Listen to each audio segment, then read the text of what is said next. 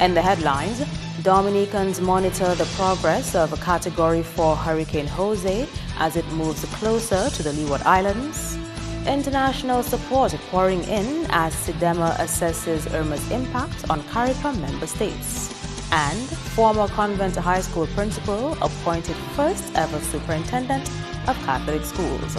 I am Andrea Louis with the Channel 5 News. Back with the details after this.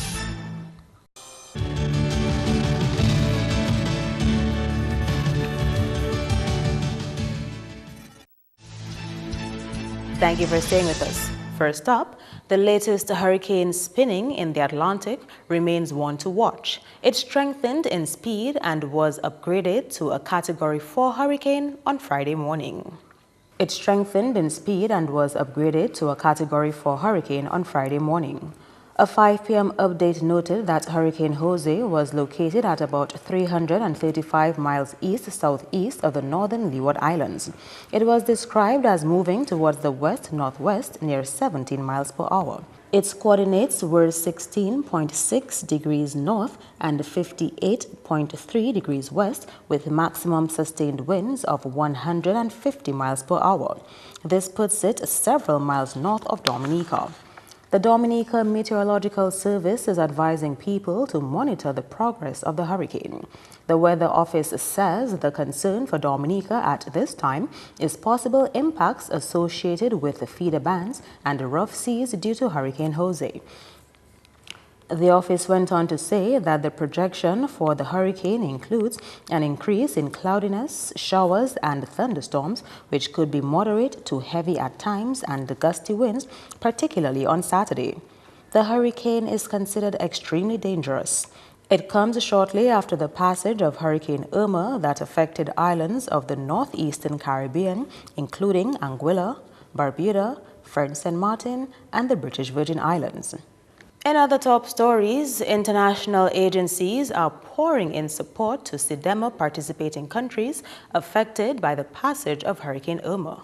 Idona John-Baptist has that story. The Caribbean Disaster Emergency Management Agency, SEDEMA Coordinating Unit, is currently conducting its rapid needs assessment of member states and associate member states of CARICOM badly hit by Irma. Antigua is the staging area for the regional response to Anguilla and BVI, which are associate members of CARICOM. Other SEDEMA participating countries, Turks and Caicos, the Bahamas, and Haiti, are also receiving attention. The Office of Disaster Preparedness and Emergency Management of Jamaica, Caribbean Associate of National Telecommunication Organization, the Regional Security System, and the Caribbean Institute for Meteorology and Hydrology are part of the regional response. The government of the United Kingdom has pledged £32 million in aid to the Irma relief effort. A UK Army needs assessment team has been deployed to the BVI, while the government has dispatched its Royal Fleet Auxiliary Mounts Bay ship to transport supplies. The situation with the approaching Hurricane Jose is also being monitored. Teams from the European Civil Protection and Humanitarian Aid Operations and Global Affairs Canada are on standby. Meantime, a state of emergency has been declared in St. Martin and the USVI as Irma, one of the most powerful storms in recorded history, wreaked havoc on these countries. The U.S. Virgin Islands Department of Tourism has advised that while St. Croix is getting back to business, visitors are being encouraged not to visit the district of St. Thomas and St. John. Idona John-Baptist, Channel 5 News. Still on Irma-affected countries, a mandatory evacuation order issued for Barbuda was due to have ended at noon on Friday. The order, issued by the Antigua and Barbuda Attorney General, was made in preparation for Hurricane Jose, expected to make landfall on Saturday. Of course, Barbudans are still assessing the catastrophic damage suffered from Hurricane Irma. By Friday morning, more than 300 Barbudans had already been evacuated to Antigua. This followed widespread devastation in Barbuda by Hurricane Irma. According to WIC News, those transported to Antigua would be accommodated by family members, in shelters, and by other members of the public. Hurricane Jose, which became a Category 4 storm overnight, is expected to pass near Antigua and Barbuda sometime this weekend. In Antigua, normal life proceeds as usual. VC Bird International Airport opened for all flights on Thursday. Seaports are also open for business, and electricity has been restored to most of the island, including St. John's. Hurricane Irma damaged 90% of buildings and destroyed 30% of homes in Barbuda. Continuing with the effects of hurricanes, as Dominica and the region get ready for the impact of yet another well-developed weather system, the public is being advised on the do's and don'ts when staying at an emergency shelter. Earlier this week, emergency shelters around the island were opened for those who would need to move to safer structures during the passage of Hurricane Irma. However, Chairman of the Emergency Shelters Subcommittee, John Fontaine, says there needs to be greater awareness on the part of Dominicans on what they should and should not bring to an emergency shelter. We always advise people to walk with basic things to shelters. We see it quickly becoming something outside of the ordinary, that people want to go to shelters and think when they get there, they go into a five-star hotel. And I really want to sound that call very early, because that is not the case. So if, for example, if you have a baby of 2 months old or 6 months old, a year, you can't walk to the shelter with your hands swinging without a little flask of hot water, milk to do something for your baby, and expect as soon as you get to the shelter that you're going to get food or whatever for your baby or for your family. We also ask people to work with basic things, sleeping gears, dry foods, canned foods, water, their medication. I mentioned the sleeping gears. And essential documents, because you might leave your home and you don't know what will happen. So your passports, your land titles, your, documents that are very important to you. While being encouraged to take along the basic necessities, Fontaine warns that there are rules which people must adhere to when being accommodated at an emergency shelter. There are rules at the shelters. There are certain things that you cannot go to the shelter with. So now that you have an impending weather, if you have to do something with your pets to get them into safe ground, safe place, now is the time to do that. There's no room for the pets in the shelters. There's no smoking in the shelters. And when people go to the shelter, they have to abide by the rules of the shelters, like anything else. Firearms, maybe need to secure that with the police. They're not welcome at the shelters. Things like dangerous weapons, cutlasses, and things like that. During the passage of Hurricane Irma, 606 individuals were housed in emergency shelters around the island. In more relief news, while the region reels from the effects of Hurricane Irma and braces for Hurricane Jose, a Dominican royalty is playing her part in helping the relief efforts for the Irma-ravaged countries. Miss Dominica 2017 and Miss Caribbean Culture 2017, Jade Romaine, is adding her effort to the growing number of groups and individuals pledging assistance to the Irma-devastated countries. To this end, Miss Dominica 2017 will be organizing a food drive to gather supplies for victims of Hurricane Irma. First of all, I would just like to extend condolences and my fullest support to all the islands who were impacted by the devastating Hurricane Irma. I'm so sorry. I have a family in Antigua as well as St. Martin, so I myself was very worried when I saw the aftermath of Irma. So I just would like to say I'm so sorry to the inhabitants of those islands, and we in Dominica are praying for you and we wish you all the best. And I am putting together what I would like to do is a food drive and to collect items to donate to those who have been impacted by Hurricane Irma. I am finalizing everything and I hope to begin my food drive from Monday coming. And so when everything is finalized, I will let the public know how, when, and where they can donate those items that are necessary. While many islands were affected with the passage of the Category 5 storm, Romaine says her focus will be on one island which was destroyed by the event. Right now, the items that I would like to collect would be for the island of Barbuda. I feel it is important because, first and foremost, I am someone from the Caribbean region, and also, of course, being from Dominica and seeing how Tropical Storm Erica devastated us a few years ago, and we received so much support that made a significant impact. I feel that it is our duty as Dominicans to now lend a helping hand to those who have been affected. I would just like to encourage everyone to just do whatever they can to assist the victims. Nothing is too small because they need as much help as they can possibly receive. Hurricane Jose began affecting the Caribbean region on Friday and is projected to pass in close proximity to the Leeward Islands. You are watching Channel 5 News. More when we return.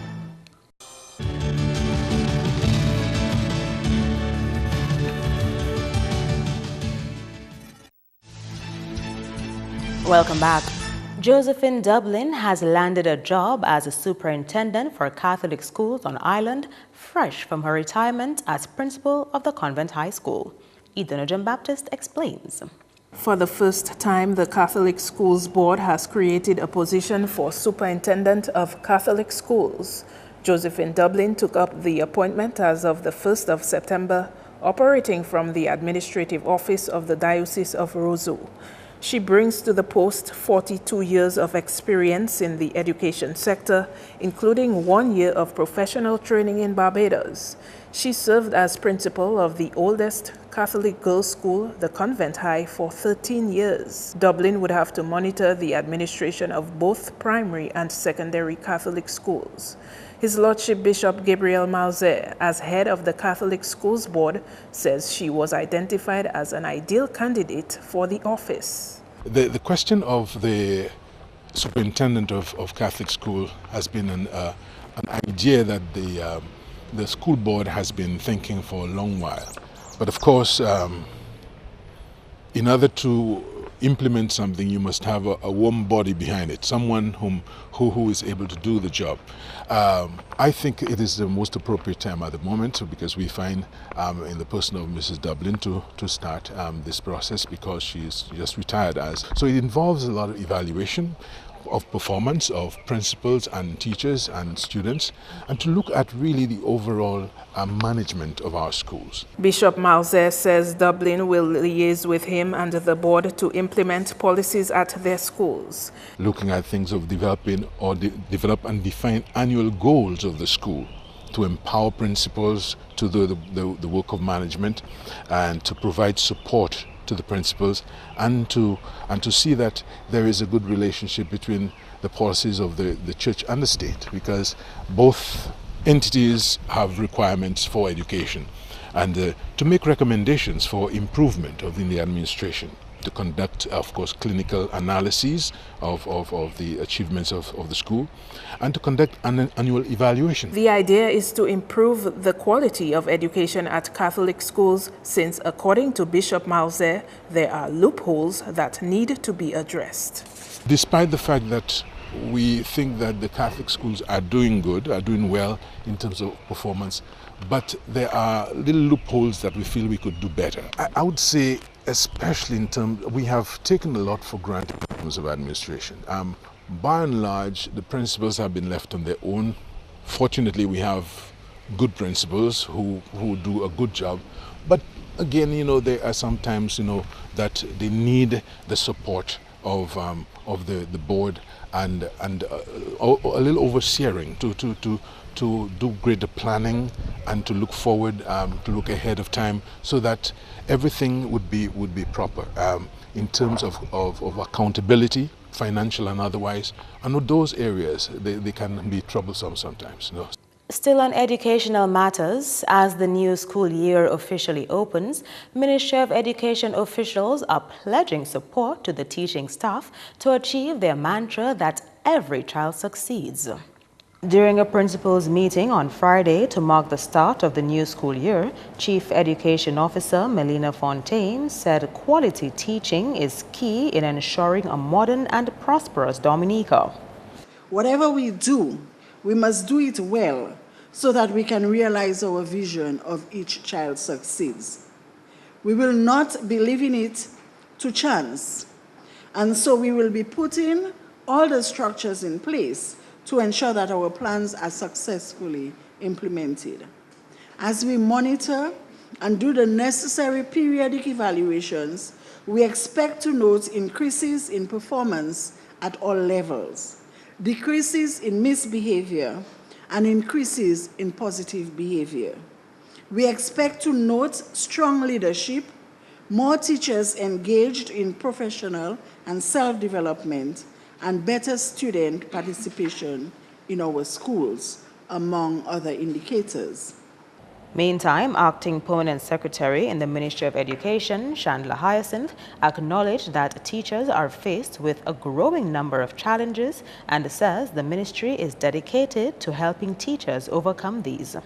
We have seen a dramatic rise in diversity and intensity of our students' needs, while there are demands for greater accountability and improvement in student performance. To meet these challenges, we need expertise in helping our teachers to create classroom environments that promote academic productivity and appropriate social behavior. As a ministry, our focus going forward is on equipping our staff, equipping our teachers, equipping our administrators with a range of strategies that can be effective in enhancing outcomes. Minister for Education, Peter Seja, says educating the nation is top on government's agenda and the principals play a key role in helping the ministry reach its goal for the country. I therefore wish to enlist your help in achieving the goals set forth for the development of the human resource capacity of our country. I believe it is the responsibility of all of us to provide our children with the right environment that promotes effective teaching and learning. You, principals, have a most important role to play in ensuring that our children receive the best opportunities for education. In other developments, the Parent Teachers Association of the Roseau Primary School says it will continue its protest until a meeting with the Prime Minister, Roosevelt Skerrit. The majority of parents kept students of the Roseau Primary at home on Friday again as they protest the transfer of Principal Greta Roberts to Goodwill Primary. While announcing the transfer of school principals at the opening ceremony of a principals' meeting on Friday, Minister Peter Saint-Jean noted that his ministry would continue to do its work. Of course, since it is the commencement of a school year, we have a few transfers that have been effected. And while I recognize that some may not be wholly satisfied, it is what it is, and we must continue to do what we have to do. Apart from transfers at Roseau Primary and Goodwill, Saint-Jean says there will be transfers at the Penville, Dodan and Trafalgar primary schools. The principal of Penville has been moved to Dodan, and the principal of Dodan has been transferred to the Penville Primary School. Also, within the coming weeks, we will see a change in the administration at the Isaiah Thomas Secondary School, the Goodwill Primary School, Roseau Primary School, and the Trafalgar Primary School. I've also been advised that the Christian Union Primary School has opened its doors with a new principal in the person of Mrs. Brenda George. The Parent Teachers Association of the Roseau Primary School says they will continue their protest until a meeting with the Prime Minister Skerrit. PRO of the school's PTA, Veronica George, says they have a scheduled meeting with the Prime Minister on Wednesday to discuss their concerns. George noted that to date, the education officer for the district has not come to hear their concerns. Until we get what we want Miss Roberts reinstated, because if Miss Roberts was there, the school would not be in that filthy state that it is now. Education is saying nothing, nobody, but we do not want to hear from education again now. We are going to see the Prime Minister. We spoke too much and education never pays no mind, so we are not going to them anymore. We do not want to hear from them. So long we demonstrating, we protesting. Now the PS want to come. We don't hear the PS want to hear from the Prime. We want to speak to the Prime Minister. We have been begging, we have been crying out. Nobody came to us. Nobody. Now today the classrooms have one student, 2 students, 3 students, 4 students, and some classrooms empty. Moving on to national youth matters, a CARICOM youth ambassador will contest elections for National Youth Council president for the first time. Karaya John Baptist is among 4 nominees so far vying for the post. John Baptist is winding up her stint as the country's female CARICOM youth ambassador and will contest the September 30th elections. I love experiencing, I love seeing young people. I love seeing young people succeed, and that is why I'm running for the position. At the end of the day, if the young people of your country succeed, if people in your country are empowered and are successful, you too are successful. Because when you have when your demographic, when everybody in your country has this level, is at this level, everybody will want to be at this level too. I can use the National Youth Council to ensure that the people for your country to be developed, your people have to be developed, and this position will help me achieve this. John Baptist's vision as a president of the NYC is to have all 8 district youth councils active. With those 8 district youth councils, we can get as many youth groups in the country as possible active. So we have, Kings Hill, we know Roseau South, Roseau North is more focused on sports. We can use those to focus on the areas of sports. So we'll have more sporting activities, more training, more educational opportunities as young people develop in sports. We know the areas of the North and West are more the cultural, the North, West, South, more cultural, more health related. So we can use them to increase the youth organizations that we have, because the more we have, the more we can do. So if we get as much young people as possible to work together, that is my aim and that is my team. District Youth Council, youth organizations, the Youth Development Division, and all other organizations, we're going to be under one umbrella. While her term as CARICOM Youth Ambassador expired in July, she continues to act until another representative is appointed by the Youth Development Division.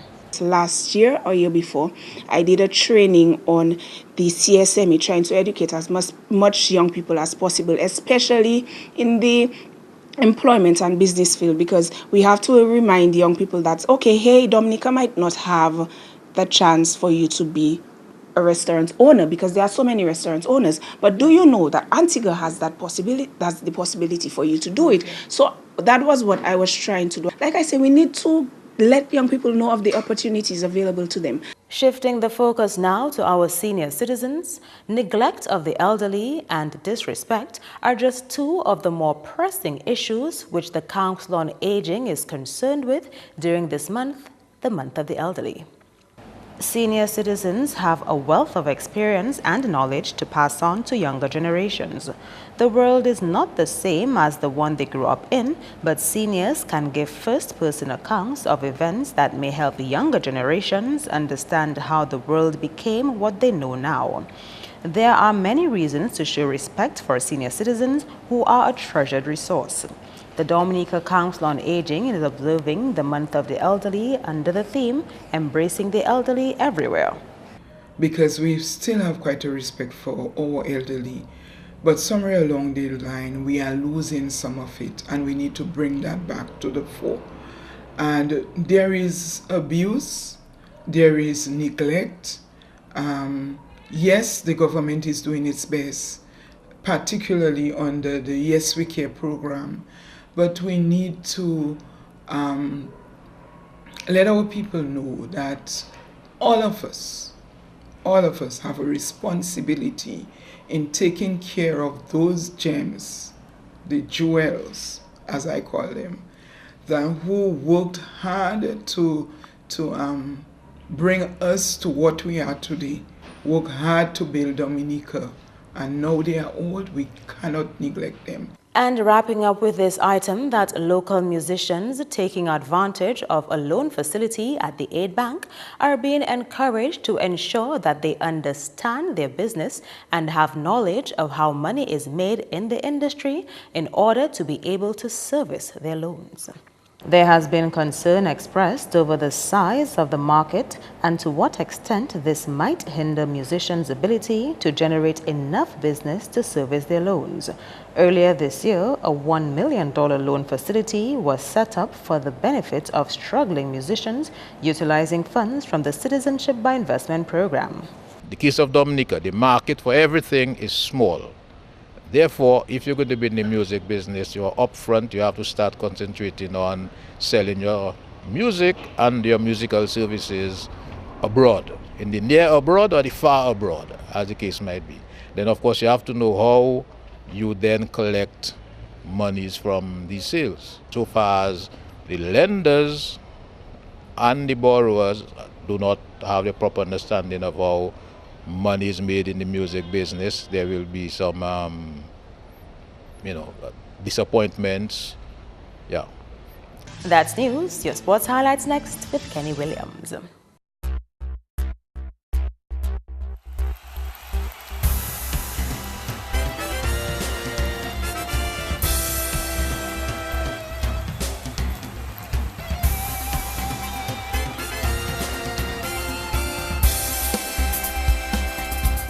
First up in sports, although Ben Stokes made the strongest impression on this match so far, it was given an indelible mark on the second evening when James Anderson became the first Englishman to reach 500 test wickets in the third England versus West Indies test on Friday.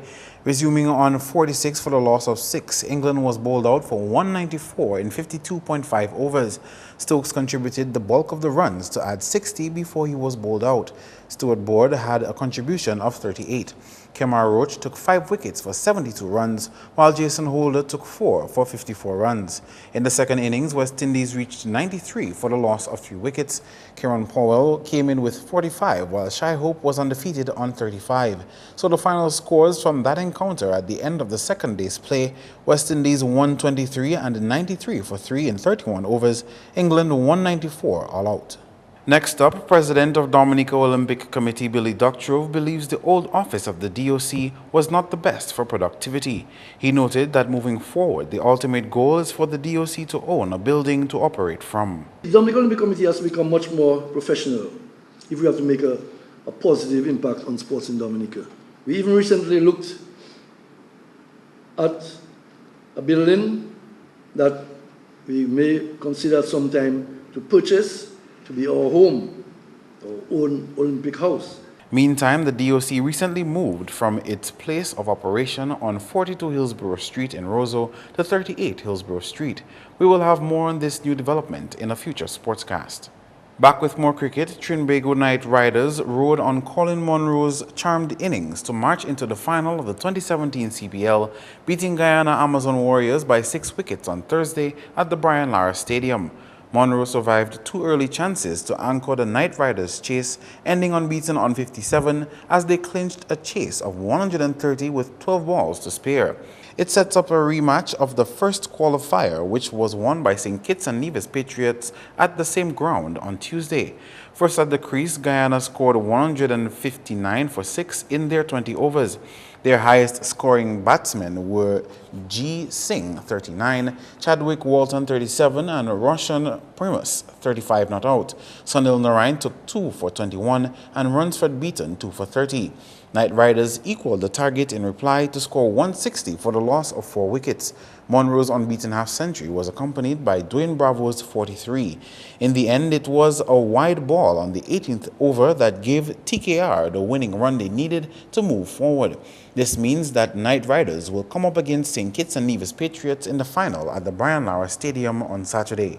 That's all the sporting highlights for now. I am Kenny Williams. Join us next time.